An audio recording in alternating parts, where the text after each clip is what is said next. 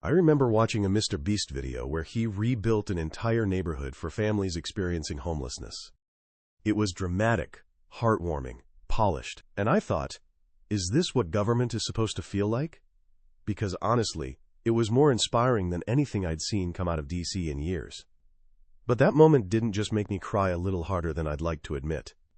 It made me realize something bigger. We're entering a new era where traditional politicians aren't the only ones people look to for leadership. Influencers, creators, billionaires with ring lights instead of lobbyists, they're filling a gap that institutions have left behind. And none of them embody that shift more than MrBeast. So here's my take.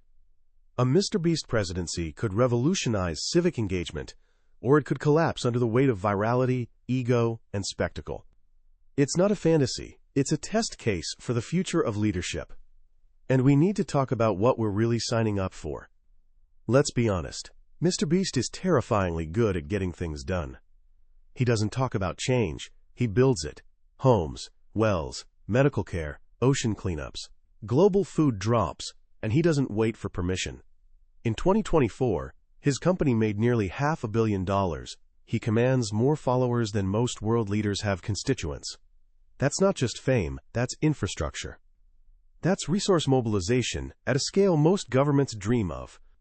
Imagine that energy directed at national policy, launching massive climate initiatives, rebuilding infrastructure, or crowdsourcing ideas from actual citizens instead of think tanks. He'd be the first president to live stream executive orders and still raise $20 million before the stream ends. He understands attention and how to turn it into impact. But here's where it gets messy. The same tools that make MrBeast powerful are built for content, not governance. His model is built on attention, virality, and immediacy. But good governance? That's slow, it's boring, it's compromise, diplomacy, nuance.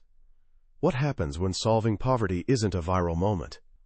Or when building hospitals can't be squeezed into a 10-minute upload schedule? And let's not ignore the ethical red flags.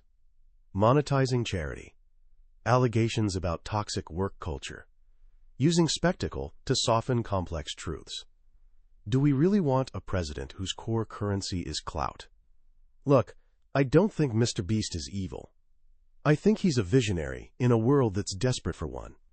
But being a good human with great intentions doesn't automatically make you a good president. We need to ask, do we want our leaders to be influencers? Or do we want our influencers to stay as powerful citizens who hold power accountable? Because once entertainment becomes governance, it's hard to tell the difference between public service and a brand extension.